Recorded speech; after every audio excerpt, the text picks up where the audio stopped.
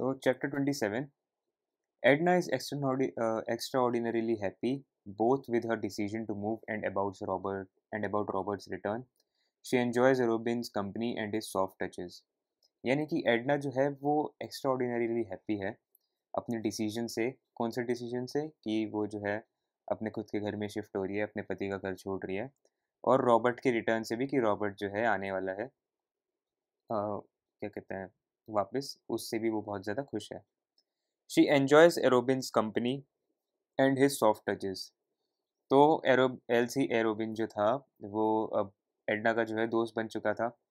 तो वो एरोबिन की कंपनी को बहुत ज़्यादा एंजॉय करती थी और साथ ही साथ उसके जो सॉफ्ट टचेस थे उसको भी बहुत ज़्यादा एंजॉय करती थी। She asks Arobin if he knows Mademoiselle Rees.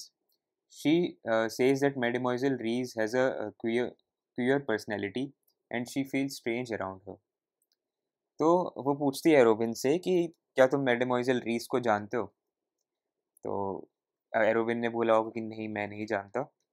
तो उसने क्या कहते हैं, हाँ, एडना ने खुद ही मैडेमोइजल रीस के बारे में बताया कि मैडेमोइजल रीस की ना एक बहुत ही क्यूरी पर्सनैलिटी है, यानी कि एक बहुत ही अनयूजुअल सी पर्सनैलिटी है, स्ट्रेंज सी पर्सनैलिटी है, और उसको बहुत ज़्यादा अजीब लगता है उसके पास, मैडेमोइजल रीस के पास। The metaphor of the bird is again here, but it is the flying bird that chooses to go beyond tradition and prejudice that is evoked, referring to Edna's flight beyond societal practices. तो जो metaphor है जो bird का, जो शुरू में use किया गया था, बार बार इस नॉवल में यूज़ किया जाता है, कि एक बर्ड को दिखाया जाता है, उस बर्ड के थ्रू हमें जो है प्रोटैगनिस्ट के बारे में पता चलता है। तो पहला दिखाया था कि जो एक पैरेट है वो केज्ड है, ठीक है, वो एक पिंजरे में बंद है, यानी कि उसके पास कोई उसकी खुद की फ्रीडम नहीं है, कुछ नहीं है, वो बस एक पिंजरे में कैद पैरेट है। तो यहाँ पे दोबारा एक तरह से उस बर्ड का मेटाफर यूज़ किया है, लेकिन इस बार वो मेटाफर किस लिए यूज़ किया गया है कि इस बार ये दिखाया है कि जो वो बर्ड है ना, वो हवा में उड़ रहा है, आसमान में उड़ रहा है, और that bird chooses to go beyond tradition and prejudice. अब वो बर्ड ऐसा तो है नहीं कि बर्ड को दिखा देंगे कि भाई ट्रेडिशन और प्रेजुडिस को जो है उसके बियॉन्ड जा रहा है। हमें बस ये दिखाया गया है कि जो बर्ड है वो हवा में उड़ रहा है, यानी कि जो एडना है उसकी अवेकनिंग कहीं ना कहीं हो गई है, वो फ्री हो चुकी है, और वो ट्रेडिशन और प्रेजुडिस से आगे बढ़ चुकी है। ट्रेडिशन क्या था उस टाइम पे कि एक पत्नी जो है अपने पति के साथ रहेगी, है ना, अपने बच्चों को संभालेगी, लेकिन एडना अब उनमें से कुछ भी नहीं कर रही थी। तो she has gone beyond tradition and prejudice, that is evoked referring to Edna's flight beyond societal practices. कि जो सोसाइटल प्रैक्टिसेस के बियॉन्ड एडना जा रही थी, उसकी जो फ्लाइट थी, उसको एक तरह से रेफर यहाँ पे किया हुआ है। She ponders over Mademoiselle Rees' apprehension, who warns her that unless she has strong wings, she would not be able to. एक मिनट, हम्म, एक मिनट,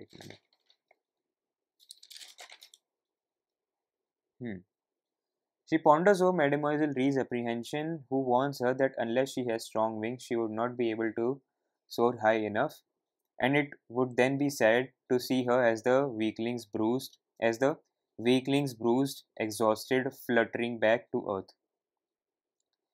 तो वो जो है पॉन्डर करती है एडना, मिसेस रीस, सॉरी, जो मैडेमोइजल रीस है उसकी एप्रीहेंशन क्या होता है, जैसे कोई भी मतलब किसी चीज़ का डर या फिर चिंता किसी चीज़ को लेकर, है ना, उसे कहते हैं एप्रीहेंशन। तो मैडेमोइजल रीस का जो डर था कि अगर तुम्हारे पास जो है स्ट्रॉन्ग विंग्स नहीं है, ठीक है, तुम्हारे पंख जो हैं, जो तुम ऐसे हवा में उड़ रही हो, एक तरह से वैसे बोला गया यहाँ पे, सही में तो नहीं उड़ रही थी हवा में, लेकिन हाँ, वो जो सोसाइटल प्रैक्टिसेस के बियॉन्ड जा रही थी, ये सब चीज़ें एक स्ट्रॉन्ग इंसान ही कर सकता है, ठीक है। तो यही बोल रही है कि अगर जब तक तुम्हारे स्ट्रॉन्ग विंग्स नहीं होंगे तो तुम जो है इतना ऊपर नहीं उड़ पाओगी, ठीक है। And it would then be sad to hear as the weaklings bruised exhausted. और ये जो है फिर मतलब ना बहुत ही देखने में काफ़ी दुख भरी चीज़ होगी, as the weaklings bruised exhausted fluttering back to earth. जैसे जो बर्ड्स होते हैं जिनके फेदर्स बहुत ज़्यादा क्या कहते हैं स्ट्रॉन्ग नहीं होते, ठीक है? जो छोटे बर्ड्स होते हैं, ठीक है? जो जिन्होंने अभी-अभी जो है उड़ना सीखा है, अगर वो बहुत ज़्यादा ऊपर उड़ने की कोशिश करते हैं, तो हो सकता है उन्हें कोई इंजरी हो जाए, है ना? वो गिर जाएँ। तो वैसे ही मैडेमोइसेल रीस ने बोला है कि अगर तुम जो है एक तुम्हारे पास स्ट्रॉन्ग विंग्स नहीं हैं, यानी कि तुम इतनी स्ट्रॉन्ग नहीं हो कि इतनी ऊँची उड़ सको, तो ये बहुत ही एक तरह से देखने में बहुत ही दर्दनाक होगा, बहुत ही सैड होगा, जब तुम जो है नीचे आओगी। Arobin kisses Edna on her lips and she responds with inflamed desire. She has come to recognize and accept her sexuality and does not hold back anymore. तो एरोबिन ने जो है एडना को उसके लिप्स पर किस किया और she responds with inflamed desire. तो ऐसा नहीं है कि इस बार एडना ने जो है उसे दूर कर दिया, वो जो भी है उसने भी उसे किस किया विद इन्फ्लेम्ड डिज़ायर, यानी कि उसकी जो डिज़ायर थी वो बहुत ज़्यादा स्ट्रॉन्ग थी, डीप थी, इंटेंस थी फिज़िकल होने की। तो एडना ने जो है उसी इन्फ्लेम्ड डिज़ायर के साथ उसे रिस्पॉन्ड किया। She has come to recognise and accept her sexuality and does not hold back any more. और एडना जो है वो अपनी सेक्सुअलिटी को जो है अब रियलाइज़ कर रही है, रिकॉग्नाइज कर रही है और एक्सेप्ट भी कर रही है और जो है पीछे नहीं हटती, does not hold back any more. Chapter 28। Edna was upset the night Arobin left her due to the shock of the unusual. She imagined her husband and Robert reproaching her. यानी कि एडना जो है उस रात को काफ़ी ज़्यादा upset थी, जिस रात को जो है एरोबिन ने किस किया था और एडना ने भी उसे किस किया, क्योंकि जो एरोबिन है ना वो वहाँ से चला गया था, ठीक है? उस किस के बाद like he was a bit shocked कि ये तो मुझे दूर कर देती थी, ये कैसे हो गया? तो वो उस चीज़ को जो है एक तरह से काफ़ी शॉक में चला गया वो चीज़ सोचकर और जो है वहाँ से चला गया, किस के तुरंत बाद ही। क्योंकि ये चीज़ काफ़ी अनयूजुअल थी ना, ये इस अनयूजुअल चीज़ की बात हो रही है कि एडना ने जो है she responded with blame desire and kissed him back. She imagined her husband and Robert reproaching her. तो एडना ने जो है इमेजिन किया अपने हस्बैंड और रॉबर्ट को कि वो उसे जो है रिप्रोच कर रहे हैं। Later however she felt no shame that that not the case of love but of passion has kindled her desire. तो बाद में जो है हुँ, बाद में जो है उसको कोई शर्म तो नहीं आती देखो उसे किस करने में क्या कहते हैं एरोबिन को, लेकिन रिग्रेट ज़रूर होता है कि ये जो किस थी ये मतलब कोई ऐसी प्यार भरी किस नहीं थी। इट वाज़ जस्ट अ किस ऑफ पैशन, ठीक है? जो जिसने कि उसके डिज़ायर को किंडल किया है, यानी कि और ज़्यादा बढ़ाया है, ग्रो किया है। तो देखो इसमें ये चीज़ दिखाई गई है हमें कि एडना ने जो भी है रॉबर्ट के साथ किया, ठीक है? लेकिन उससे हमें ये दिखाया कि एडना की जो है सेक्सुअल अवेकनिंग होती है और उससे ज़्यादा सॉरी रॉबर्ट के साथ नहीं, एरोबिन के साथ। एडना ने जो है एरोबिन के साथ जो भी किया, लेकिन उससे हमें ये दिखाया है कि एडना की जो है सेक्सुअल अवेकनिंग हुई है और अ, उसके थ्रू क्या हुआ है, उसकी रॉबर्ट के लिए और ज़्यादा जो चाह है और ज़्यादा जो मतलब उसको पाने की जो चाह है रॉबर्ट को, वो और ज़्यादा बढ़ी है, ठीक है? Although Edna strives towards an autonomous and independent existence, she holds on to her fancies about love. She requires validity and expects her lovers to assess her acts of transgression. यानी कि although एडना स्ट्राइव करती है एक autonomous और independent जो है existence के लिए, लेकिन she holds on to her fancies about love. देखो अब उसे इंडिपेंडेंस भी चाहिए, ठीक है? अपने खुद का नाम भी करना है, अपनी खुद की एक पहचान चाहिए, राइट?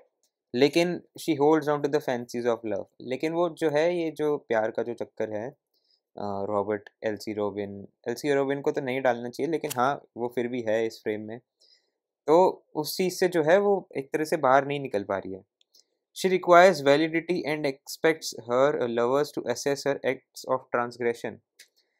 यानी कि उसे वैलिडिटी चाहिए, ठीक है? वैलिडेशन चाहिए और वो ये एक्सपेक्ट करती है कि उसके जो लवर्स हैं, देखो यहाँ पे ये थोड़ी मुझे चीज़ प्रॉब्लमैटिक लगी, क्योंकि हाँ, उस अच्छा सॉरी जो उसके जो लवर्स हैं, हाँ ठीक है ये भी कोई दिक्कत वाली बात नहीं है।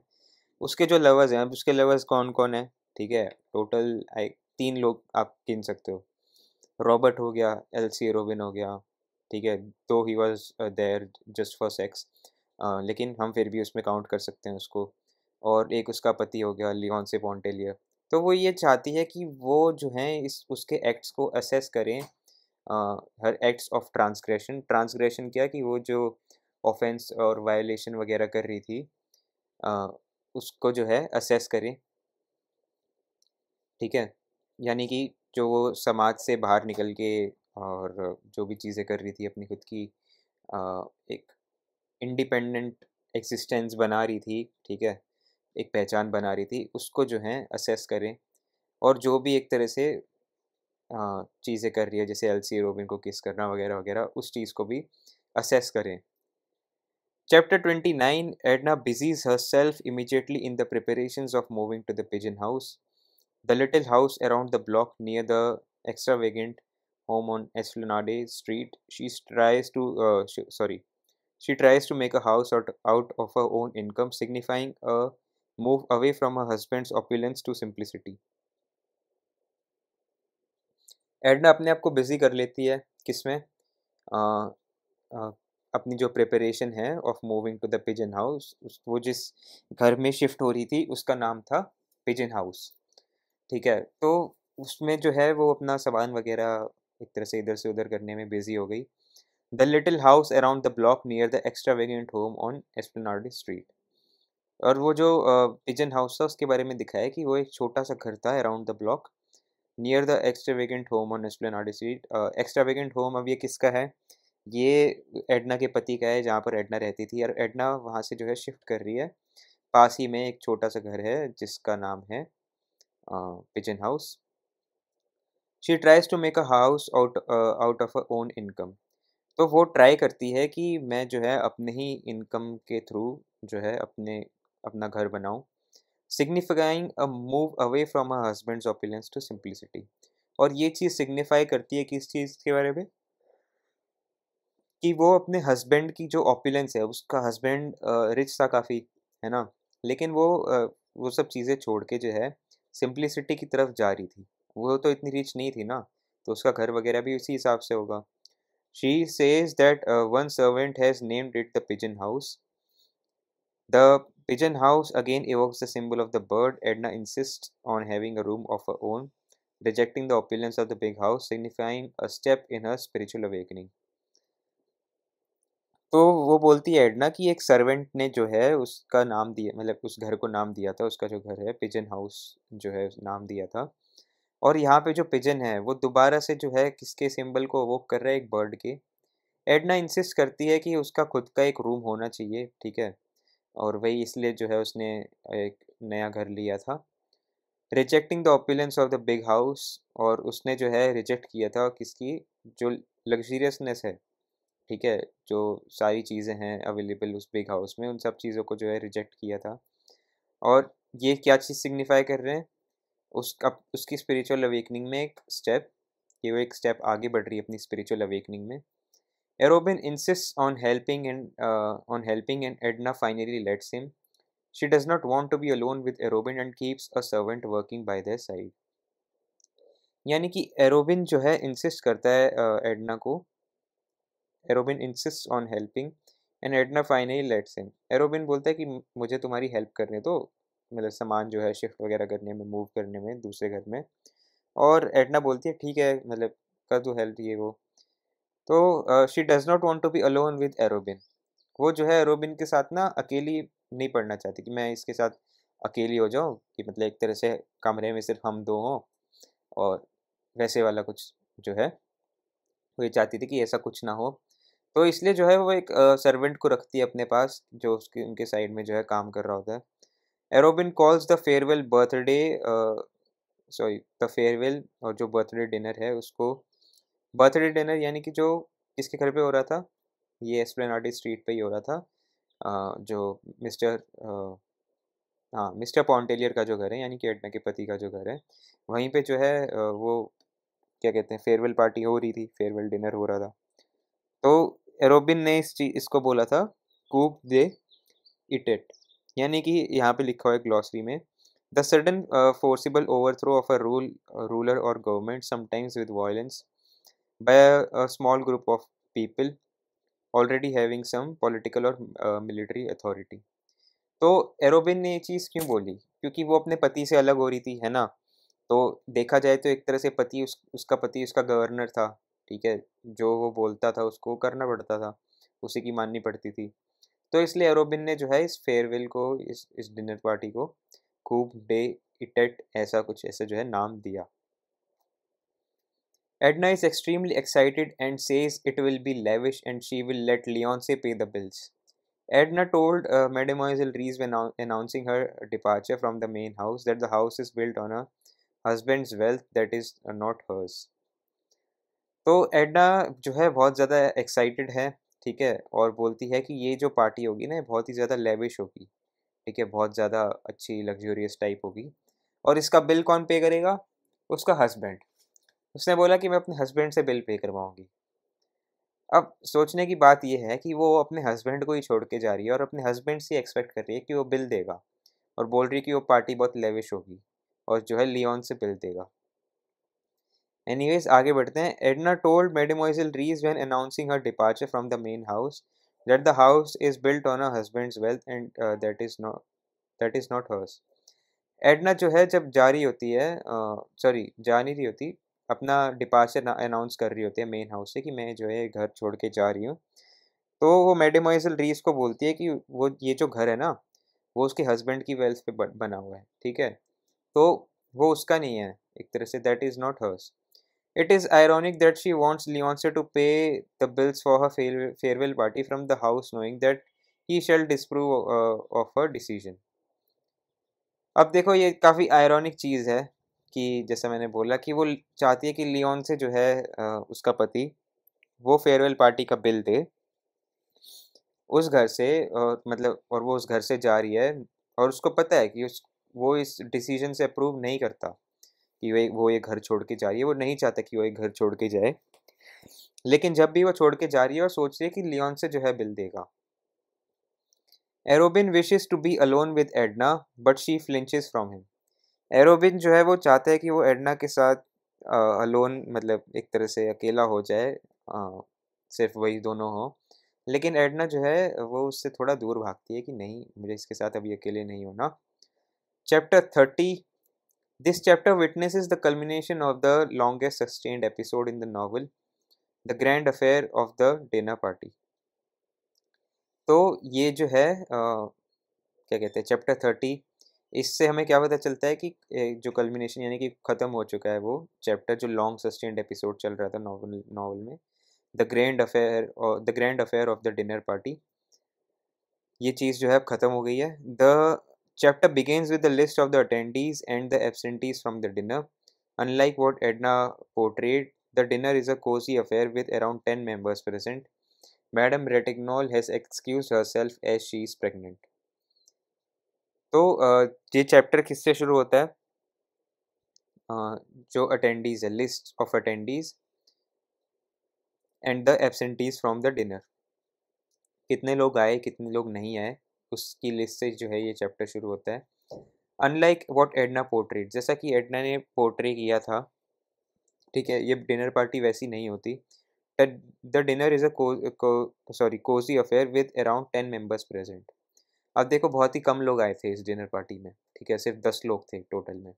मैडम रेटिग्नॉल इसलिए नहीं आई थी क्योंकि वो बोल रही थी कि मैं प्रेग्नेंट हूँ। Edna reveals to her close company that it is her 29th birthday and the decorations and preparations are quite unusual and lavish. तो देखो मैडम रेटिग्नॉल प्रेग्नेंट है, ठीक है, लेकिन डिनर में आ सकती थी। तो ये जो एक्सक्यूज़ उन्होंने दिया कि मैं प्रेग्नेंट हूँ जो भी है, ये थोड़ा मतलब एक्सक्यूज़ जैसा बनता नहीं है। इसका कुछ मतलब है कि वो नहीं आई थी क्योंकि वो नहीं चाहती थी, उनके मन में ऐसा नहीं था कि ये एडना जो है अपना घर छोड़ के जाए और अकेले रहे। उसका मन यही था कि वो अपने पति के साथ रहे, एक अच्छी ज़िंदगी जिए, जो ही है। क्योंकि मैडम रेटिग्नॉल जो है वो एक मदर वुमन थी, अपने पति का ध्यान रखना, अपने बच्चों का ध्यान रखना, उनमें उस चीज़ में उनको कोई दिक्कत नहीं थी और इसलिए उनकी फैमिली भी बहुत अच्छी चल रही थी। तो इसलिए हो सकता है मैडम रेटिग्नॉल नहीं आई थी, क्योंकि वो एडना के साथ नहीं थी, तो उसके साथ जो है डिनर पार्टी में भी क्यों उसकी आई। एडना रिवील करती है अपनी क्लोज कंपनी को कि ये उसका जो है 29th बर्थडे है, और जो डेकोरेशंस और प्रिपरेशंस हैं वो जो है काफ़ी ज़्यादा अनयूजुअल है और लेविश है। देखो, ये डिनर पार्टी भी थी और उसकी बर्थडे पार्टी भी थी। फेयरवेल डिनर भी था और बर्थडे पार्टी भी थी। Edna is dressed extravagantly and presides over the dinner table wearing a shimmery satin gown. Edna जो है एक तरह से एडना ने बहुत एक्स्ट्रावेगेंटली ड्रेस किया है, and she presides over the dining table के उधर जो है प्रिसाइड करती है। और उसने क्या पहना हुआ है? एक shimmery satin gown. The narrator says there was something in her attitude, in her whole appearance, which suggested the regal woman who stands alone. जो नरेटर हैं वो ये बोलती हैं कि एडना के एटीट्यूड में कुछ बदलाव था, ठीक है, पूरे उसके अपीयरेंस में ही एक बहुत ज़्यादा बदलाव था, जो कि सजेस्ट करता है the Regal women who stands alone. ठीक है, जो उसको एक तरह से कैसा होता है रीगल वुमेन? रीगल वुमेन क्या होती है? जैसे कोई भी किंग वगैरह होता है या क्वीन जो होता है ना, राज करने के लायक, जो अकेले खड़े हो सकते हैं, ठीक है, अपने लिए खुद डिसीजंस जो हैं ले सकते हैं वगैरह वगैरह, तो उसे उन्हें कहा जाता है। तो उसके एटीट्यूड में इतना ज़्यादा चेंज आ गया था, एक ऐसी औरत जो कि अपने पति के पीछे रहती थी हमेशा, कि उसकी शैडोज़ में, अब जो है वो खुल के जो है सामने आ रही है और अकेले खड़ी है। Sandra M. Gilbert, in her essay The Second Coming of Aphrodite, Kate Chopin's Fantasy of Desire, has extensively commented on this chapter, which she argues has remained unnoticed. तो सैंड्रा एम गिलबर्ट अपने essay में लिखते हैं, उनका essay है the second coming of Aphrodite, Kate Chopin's fantasy of desire. उन्होंने एक essay लिखा है ऐसा, has extensively commented on this chapter. इन्होंने उन्होंने जो है इस चैप्टर पे बहुत ज़्यादा कमेंट किया है। वो आर्ग्यू करती हैं, which she argues has remained unnoticed. और वो आर्ग्यू करती हैं कि उनका जो क्या कहते हैं, जो भी उन्होंने कमेंट किया है ना, वो एक तरह से अननोटिस्ड है, यानी कि काफ़ी लोगों ने पढ़ा हुआ है जो भी है। Basing her argument on this chapter, she posits that Edna, a hitherto realistic protagonist, is described more like a regal woman in a romance, as Chopin tries to reinvent the genre of fantasy and romance from a feminist perspective.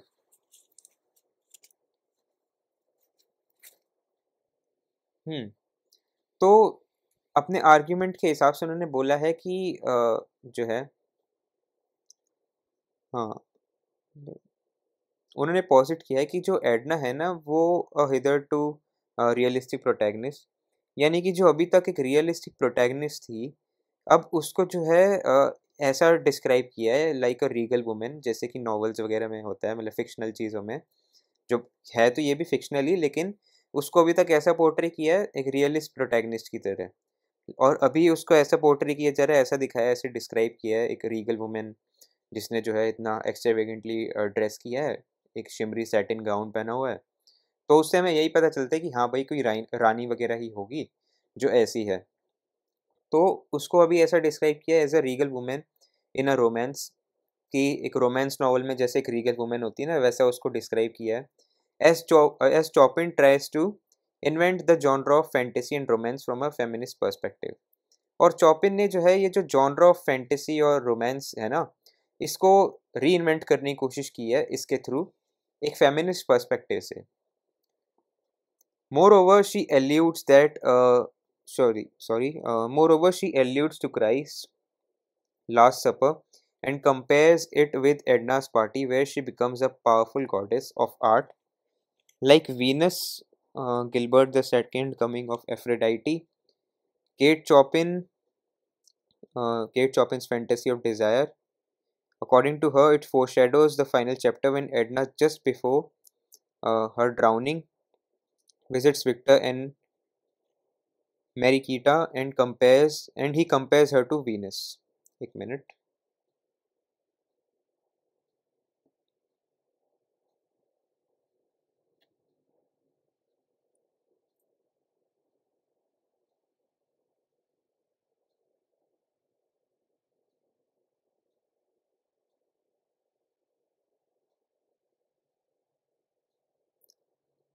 हाँ, तो ये भी जो है Sandra M Gilbert का ही comment है।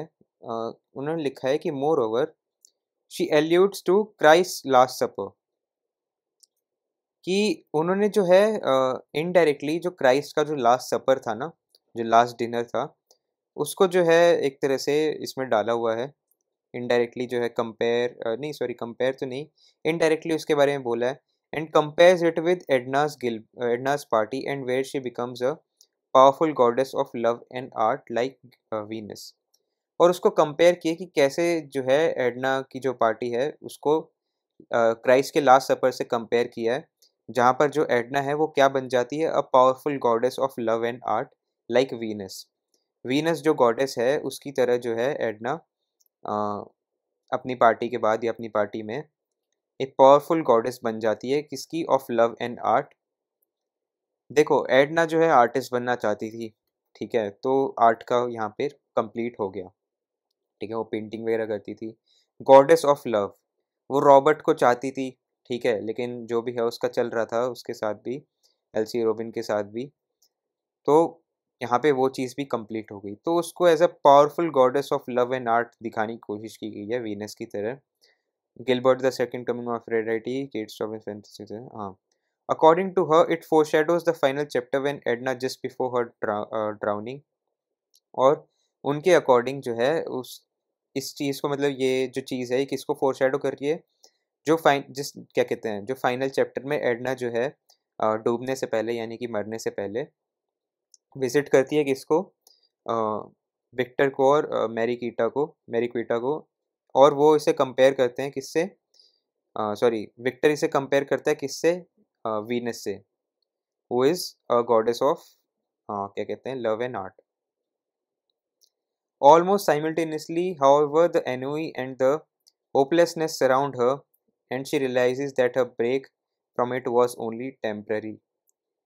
और लेकिन ऑलमोस्ट साइमल्टेनियसली हाउएवर जो एनोई और जो होपलेसनेस है ना, वो उसे दोबारा से सराउंड कर लेते हैं एडना को। और वो रियलाइज़ करती है कि इससे जो मुझे ब्रेक मिला था, कि मैं एक एज अ पावरफुल वुमेन अपने आप को फील कर रही थी, वो जो है काफ़ी ज़्यादा एक तरह से टेम्पररी था। The guests chat and enjoy themselves. Victor starts singing "Ah See to Savais," the song that makes Edna miss Robert. She forces him to stop. All the guests begin to bid farewell to Edna and take her leave. जो जो guests हैं वो chat करते हैं और enjoy करते हैं अपने आपस में, जो वो डिनर चल रहा होता है। Victor start singing. विक्टर जो है वो क्या कहते हैं, गाना शुरू कर देता है, आ सी टू सवाइस, the song that makes Edna miss Robert. और उस सॉन्ग की वजह से क्या है, विक्टर कौन था, रॉबर्ट का छोटा भाई। और वो गाना गाना शुरू कर देता है, आ सी टू सवाइस, जो सॉन्ग जो है वो एडना को किसकी याद दिलाता था, रॉबर्ट की।